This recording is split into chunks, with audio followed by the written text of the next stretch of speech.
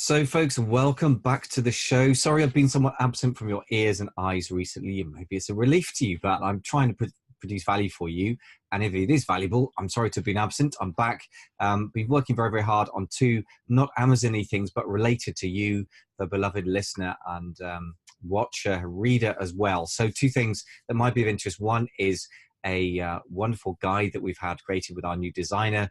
And that is called Build, simply the 10 steps to creating a private label business from scratch. And I think that there's some stuff in there that even the more experienced people might find of great interest, actually. So we've done our best to make it very easy to consume and quick and pleasant to consume.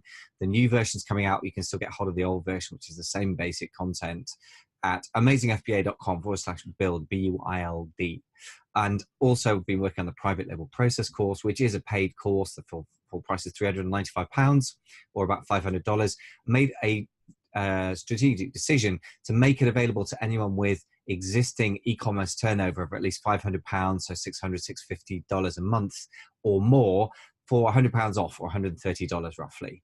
And the reason for that is simple, because I want to build a community of people that I can work with in future or refer to who are action takers, and people who've already taken action are the best, most likely to take future action, given that past activity, past behavior, past actual facts, as opposed to what people say, is the best prediction of the future, right? So given that, if that interests you, get yourself over to amazingfba.com/PLP. That's P for Peter, L for Lima, P for Peter. Sorry for the little plug. We can get on with the show now, but that's what I've been busy doing. And what I want to talk to you about today is managing outsourcers, and a couple of things about that from a very sort of hands-on, early-ish days type perspective. So I'm not talking about from the perspective of somebody's got a beautiful system. I'm still kind of thrashing around with some of this stuff in my Amazon businesses and also in the Amazing FBA space as well now. But a couple of learnings. First of all, if you have any kind of turnover and you're ambitious to grow and you're struggling for time, then a VA really is the solution. And I'm not saying this as an abstract idea that I read about, or that I'm an affiliate for somebody, so I ought to try and push their products or whatever. I'm saying this from cold hard experience of myself. And I've got three sets of people to share about, two of which are very relevant for Amazon, one of which is more for influencers if you're trying to build a bigger picture business. So the one that's not relevant first, let's deal with the longest standing, is my editor, Daniel, who's been editing the podcast for well over 100 episodes now. I don't know how long it's been and exactly how many episodes, but Daniel, if you're listening, hats off to you, my friend. He's actually American, and because it deals with fluency and understanding spoken English, that's obviously important to have a native speaker of the language. And that brings me to one point, which is Tim Ferriss's very accurate statement, which is, don't worry about cost per hour, worry about cost per completed task. I actually tried out a few people before Daniel from Fiverr, before we got working with him, and the results are actually quicker and cheaper with Daniel, even though he's American, and thus has higher living standards and higher per hour charges than some other people, because probably of the native speaker aspect, and also being a diligent, great guy. So hats off. Thanks, Daniel, if you're listening. It's very nice to be able to praise your staff whilst doing marketing at the same time. Actually, it's a really cool thing. I like it. So I will continue to do that. So recognize my lovely peeps who give me help. Now, that is not anything like a full-time position. Daniel's very busy editing lots of people's podcasts these days. But, we spend anywhere from $100 to $500 a month, depending on how many podcasts we're producing. So the first thing to say about that is, apart from the question of, is it always cheaper to go to India or the Philippines? Not always, although I have got a Filipino that I want to mention it in a second. So that's the first thing. The second thing is just about where you spend your money. You really should be spending your money in the early days of a business where it is going to make a return quickly, because cash and cash flow are critical to a startup, right? So if you're just starting out with Amazon and you have no cash flow at all, okay, that's a slightly different position. But if you are just starting out with a real business, i.e. you've got some cash flow now, you've got some revenue, the first place you want to spend your money is either on producing a wonderful product to sell, because then you get happy customers and great reviews, and it becomes a virtuous cycle that way, or you want to spend it bringing traffic in. Now, for me, for Amazing FBA, the podcast is a traffic source, and it's basically influencer marketing, and I'm the influencer, quite a small one, relative to some of the bigger names in the Amazon podcast space or Amazon YouTube space. but nevertheless an influencer. Now, as a beginning Amazon seller, you may not wish to be the influencer yourself, but you will definitely need to spend money on traffic, and that might be working with other influencers and maybe paying them to endorse your product or to talk about it on their podcast or on their YouTube channel, or even you can sponsor their podcast channel, for example, right? So that's an example of using the money at the front end of the funnel, if you like, the where the traffic comes from. And if you're looking to expand outside of Amazon, the first thing to do, of course, on Amazon is to spend it on Amazon ads. Just make sure you measure carefully. Amazon ads can be an amazing place to get launch traffic, probably more powerful than ever, I should say, but as an ongoing thing, you've got to look at the numbers. So that's the first place that I spend my money on a VA, is that front end to bring in traffic. And the more you're looking off Amazon and trying to create your own Shopify store, or the halfway house of bringing traffic onto Amazon from your own control rather than just relying on Amazon traffic, then that's the sort of place that I would look at spending money. And you might, for example, spend money on somebody to create some articles or even reach out to influencers for you. And you could approach a blogger. I'm like, I have a blog and I have people reach out to me and say, Mike, can you post our post for you? And some people will pay me a little bit of money to do that. It reminds me, I must email somebody back about that. So that's one place to spend your money. And it could be an outsourcer to do it. It could be paid. I quite a fan of content marketing, as you can tell from the fact that I've got a podcast. And I think it's because it creates a warmer, better relationship with people than just adverts. Now, I'm not saying I'm anti-adverts, do whatever works, but that would be one place to spend money on a VA. For example, if you're just looking to expand off Amazon, in the sense that you still sell on Amazon, but you're driving traffic from off Amazon, that could be great. So, for example, pay a writer to create some blog posts and then hawk the blog posts around to relevant blogs in your space. For example, let's say you sell, a podcast microphone stand. Well, guess what? You probably want to be talking to people who have podcasts about podcasting, and there are quite a few of them out there. And of course, I listen to them as a podcaster, and I'm influenced by the people who are the big names. So that would be a win for you, for example. You can also pay somebody to reach out manually to influencers. That's another use of VAs, right? So it's example number one, that's Daniel.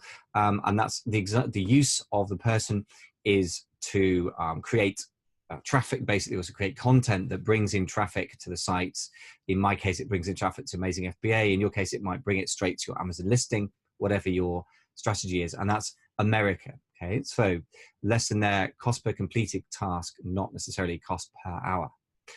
The opposite extreme, we've got Gary in the Philippines, who does work for $5 an hour. I hope he doesn't mind me mentioning that. He's probably not going to be listening to this podcast because he's not involved in the podcast editing, because that requires a different level of English. However, his English is good, don't get me wrong. I mean, I was amazed. His written English is excellent, and we communicate 100% by written. It's mostly Skype. Sometimes we use Trello management, project management software. But either which way, Gary has been working on the other stuff, which is building a product to sell, which is more or less the same function that a Chinese supplier performs in my Amazon business. And except with him that I've sort of co-created the product, I've sort of designed it and done everything else as well. And to begin with, it was me being chief cook and bottle washer. And what I've realized gradually over the months of building this course is the extent to which, by becoming more and more systematic and clear in my own mind about the process of creating stuff, I can delegate more and more to somebody because I'm clearer about what needs to be done. I'm clear about what the result should look like. And I'm also therefore clear about the process as well. And that means that I can delegate. So delegation's a bit chicken and egg here. So one principle I would pull from this is that there is something very powerful about the low hourly rate if you get somebody competent. And this chap is very competent, also being chained up by my business partner, Rob, who's a very bright guy as well, and has done a great job of training Gary in working in a certain systematic way. And, so that's all come about through some hard work and training, but he is a fantastic guy, and the hourly rate is low enough that means I can afford to delegate plenty of stuff to him without that breaking the bank and creating cash flow issues for me.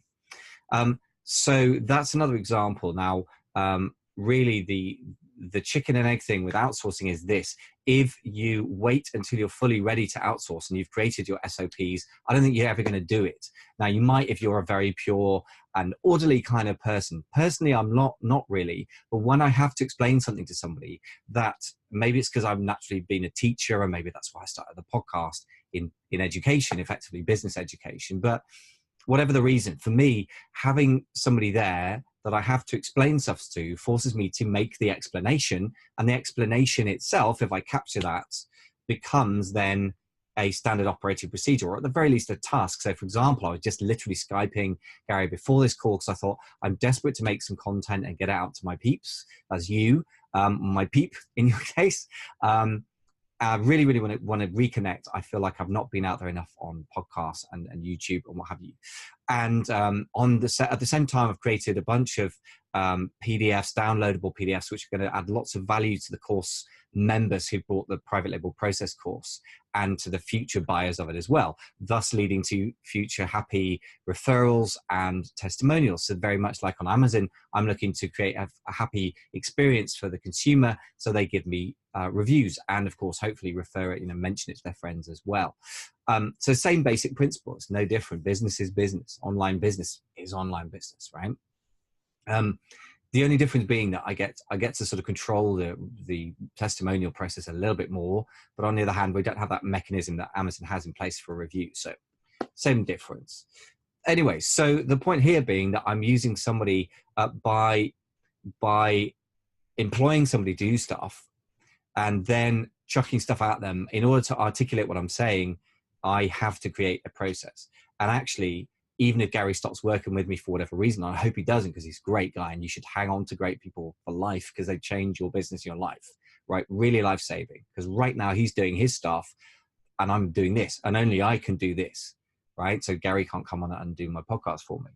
Although Greg Mercer recently seems to have been employing some of his Filipino fantastic staff to do exactly that at Jungle Scout. So maybe that's something I need to question, right? But, it's best to focus on the thing you do best. And you maybe not only do, but you can do best, or you think you can do best, and get rid of the rest of it.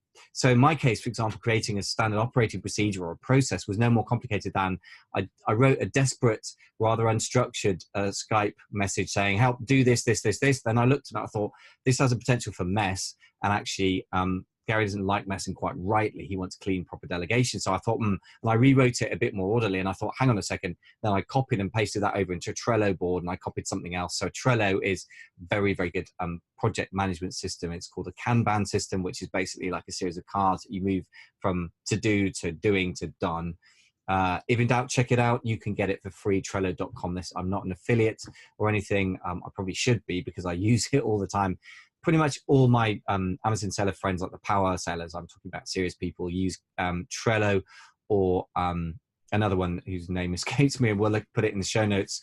It'll be amazingfba.com/297 for this episode, by the way. And I can't remember. It's Asana, Asana. That's it. Asana or Trello, Trello. Either seem very, very similar. I remember Rob and I, in our typical exhaustive, detailed approach, did an exhaustive comparison of the two and decided Trello was fractionally better. That was probably about a year ago. So, they're both pretty similar. Anyway, so there's an example of when you get somebody great, going through delegation forces you to systematize your process. And of course, if I spend a lot of my time on $5 an hour tasks, like uploading PDFs to an online system, which is very mechanical, in order to increase the customer experience, it should be done in order to just increase the probability of happy customers, referrals, testimonials, or reviews, same idea. But I need to be careful of where I'm focusing my time, and the solution is delegate clearly to this person. And then I've also captured that process, and I can also then reuse that process either with Gary in future, if I create a new course in future, or if I expand on existing stuff, we can use the same system. Or if Gary leaves and I work with somebody else, I can use the same thing. So there's a couple of examples there. So the Philippines also definitely worthwhile place to look for outsourcers, don't get me wrong. The third place, Eastern Europe, if you're placed in the UK particularly, is an interesting place. It's not somewhere, again, that I would naturally go to. This person is a designer, Joanna, and based in Poland. Now, I came across Joanna from 99 Designs. 99 Designs is an excellent place to get designs if you use it in a certain strategic way that my coach Jason Miles of Winning on Shopify taught me, which is basically to set up contests such that you can sort of play people against each other. And the trick is to use the review system. So 3, 4, 5 stars. You can say, this is a 3-star, this is a 4-star. All the different contestants in a contest can see that. and you can end up with them sort of competing with each other to sort of home in on a better version of what you want. That's put it in a nutshell. I mean, I can probably talk about this on a separate podcast if you're interested. By the way, if you are interested in hearing particular things from me, get yourself to the Facebook group. That's probably the best place to flag up things with me, or you can email, but Facebook group is best. amazingfba.com/FBF, as in face, B as in book. We've got about 100, we've got 1,350 members there or something now, quite small, but there's some useful content there, some useful members. So by all means, let me know if there's anything you want me to do a topic about. I'm always, any topic I should say you want me to do a podcast about, always interested to hear from what you want, and always happy to provide it. Definitely will listen to my customers if they speak. So speak to me and I will deliver.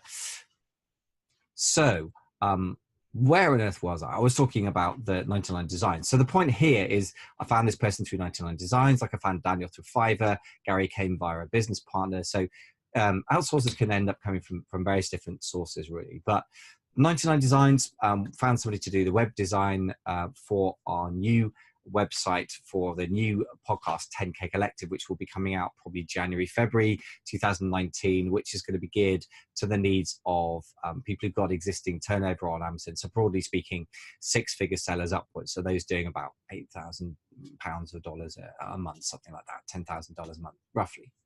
So that's what that's about, and that's why Joanna got involved. I've had designers in the past that I've worked with, a British designer who is very good, who worked in the past with me on some physical product designs, not the actual product, but the packaging, I should say, and the logo.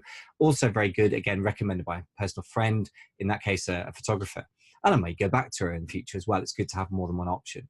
So British can work as well for the things that add a lot of value. Now, here's what I would say, that a designer adds so much value, or perceived value, that really beautiful packaging and really beautiful photographs. So that's more of a photographer thing than a designer. But if you've got infographics on your Amazon listing, then it's probably a designer and a photographer. They add so much value because the perception in a visual medium like the internet is so critical that I really think it's worth spending good money. So I've spent about $200 with Joanna, getting her to just design a free downloadable PDF. So it's not even a paid product. Why on earth would I do that? Again, to answer the question, so if I look at my marketing funnel, and even if you just sell on Amazon, you need to start thinking in these terms if you want to break out of just being dependent on Amazon 100%, which is probably not wise, as we all know if we hear the stories. So the funnel means things like you need to get a traffic source. In my case, I'm talking about podcasts, and I've been using a VA there to increase the speed with which I can create content and thus get more people into the funnel. Once people listen to the podcast, quite a few people come and check out the blog. At that point, they can then opt in for things like a free PDF, like the one we're creating, which would be fantastic, beautiful, easy to consume, very clearly written, because we spent about 30 hours on it so far, probably more in terms of total man hours or person hours. I personally will have ended up spending 30 hours on it by the time it's done, I think. Why would I do that? Because the value of people on my list, as long as I keep a good relationship with them, is really, really critical. Now, that's all within Amazing FBA. And then I need to work on the nurturing the list bit. So I want to start doing a better and better job for you guys of just listening to what people need and responding. If, for example, somebody clicks on a link which is about sourcing, I will probably try and send them more materials about sourcing. So free videos, free PDFs, link them to podcast episodes that are relevant, etc. Right? So try to give people what is relevant to them. And at the other end of the funnel, they'll need to deliver fantastic products. In this case, the digital product of the private label process course, and then make sure that's really, really good. And again, I've got a VA or a person outsourced working on that. All right. So if you think about it, what I'm spending money only in the places where I believe that is ultimately going to produce a return. First of all, creating wonderful products and making sure that people enjoy the experience of using the product. And that's been exactly the same with my private label products, no different. I've worked on creating a beautiful sort of preliminary to that to get people on my list, which I haven't really done with e-commerce products yet. But certainly if you're doing a Shopify-based strategy, then that would be very, very wise to do that. And then also been working on the creating the top of the funnel, if you like, getting traffic from people who listen to the podcast channel, and to some extent, of course, YouTube, which may be where you're consuming this right now. And again, those are things you can do straight away on your Amazon business, and you can start your own YouTube channel, or for that matter, podcast about a particular area, or even simply you can reach out to people who already have built an audience. So I hope that little ramble through my use of VAs currently makes sense. It's not easy to just make simple sense of this for you, and it may sound too general. You know what, this is probably not one for the newbies. That's okay. But the more you go into trying to grow up as an online marketer, whether it's in e-commerce or anything else, but particularly e-commerce sellers, and they get very, very Amazon centric. And I think that's very dangerous, but it's also lazy intellectually, because it's not necessary to do that. Amazon does something like 54% of all e-commerce, i.e. physical product searches online, start on Amazon now, which is crazy. I think that's probably for the US. Don't know how globally true that is, but it's pretty massive. And something like 51% of all online searches, full stop. So it's beginning to be a search engine, right? So like Google, it starts to look like the earth on which we walk because it's so omnipresent, but that's not true. Amazon provides discrete, i.e. separate functions, one of which is to find people who are looking, to attract those people. The second thing is sort of portal to the internet. The second thing is to win their trust as trusted buyers. So they've often got their credit card on file, which is one big step up from Google, obviously. The third thing is they have the trust, so they get the conversions and sales. So it's a sales channel.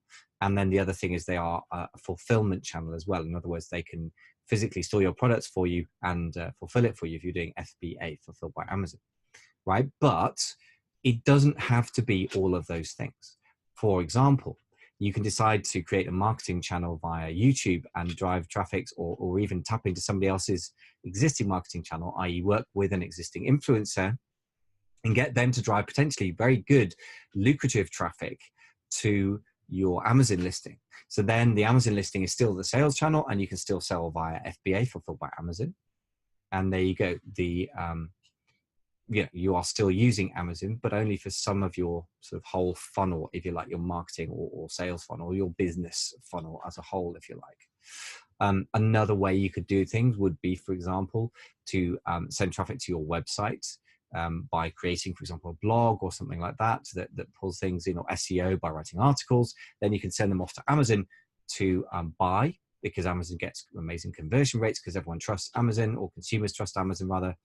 And then you could do fulfilled by merchant, in which case you're using your blog as a marketing channel, getting the traffic, using Amazon as a sales channel, making the sale, getting the conversion, which they are amazing at. And then you can use your third-party marketplace, like a merchant, what do you call it? A 3PL. What's the word in English? A warehouse. That's the word I'm looking for, to do your actual fulfillment, right?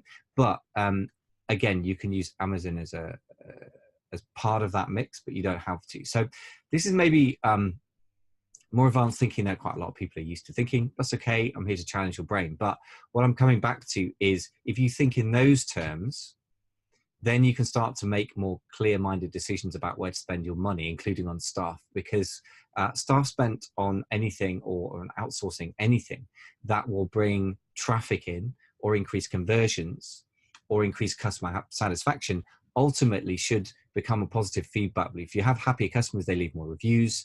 If you increase conversions, you make more sales. And if you increase traffic, everything else that follows it should increase as well. So those are the areas that I would suggest you spend money on if you're looking to use VAs first. It's very tempting to do things like getting rid of tasks that you really hate, like in my case, bookkeeping. But often that's a bit risky because it increases your overhead, but doesn't actually increase your income, nor will it in future. Now, it doesn't mean you shouldn't start outsourcing things like that, but you need to be more wary of that, because the financial return on investment is harder to justify. For that reason, for example, I've been working with a bookkeeper recently. I didn't delegate well to him because I didn't actually go through the processes myself first. I just kind of shoved it to him and said, do this. So that's known as abdication rather than delegation. And so unsurprisingly, I'm not getting a good result from him. So that I may cease that relationship. But the other ones are an example of very, very fruitful, great return on investment type relationships. So I'd really urge you, if you're in the early-ish stages of, you've got turnover on Amazon or some kind of e-commerce, and you're going, yeah, but I feel overwhelmed, I really encourage you to go back out into that VA space and really explored doing that. I mean, some people, we've got somebody in the £1 million mastermind that I've just started running. He's doing $150,000 a month, or pounds a month, I should say. It's about £1.8 million a year. Doesn't even have a VA, which on the one hand is amazing, and hats off to you, my friend. You know, we've all got things to learn from that. But the other thing is, but how much better could you do if you just took some of that money and put it into something that that had got a return on investment in one of those things, so getting your traffic up, increasing your conversions, increasing customer satisfaction, and thus positive reviews.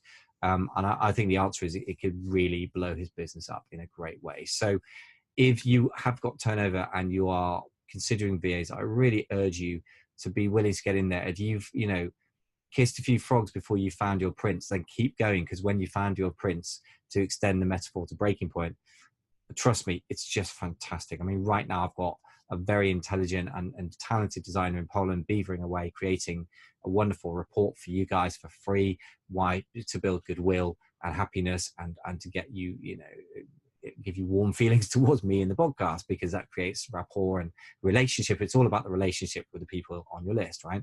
And then Gary is busy creating uploading the PDFs that I created to the course. Why? Customer satisfaction. Why is that? Apart from keeping people happy, referrals and testimonials or reviews in Amazon Speak. So that is what I really think you should be considering spending your money on first with VAs. And be delighted to answer any questions you have around this topic, insofar as I have any wisdom to share, on the Facebook group amazingfba.com/FB, F as in face, B as in book.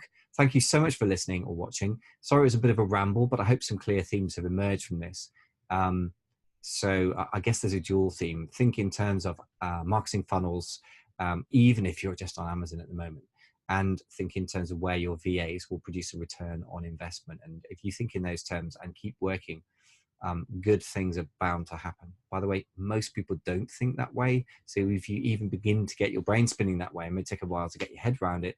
That's okay. But if you do, then you're ahead of most people, because they're just looking for tactical tweaks. Like, what's the magical tool that's going to solve my problem? And the answer is there ain't one. Yeah, chatbots are great at the moment, and we'll certainly be getting Paul Harvey back on to talk about that, because I think he's the man, and definitely the tool du jour. You know, it's the fashionable thing that's working right now, but the tool is only as good as the person who wields it. So for that, you need the old neck-top computer working. So hope this has helped. Thanks for listening. Speak to you in the next podcast.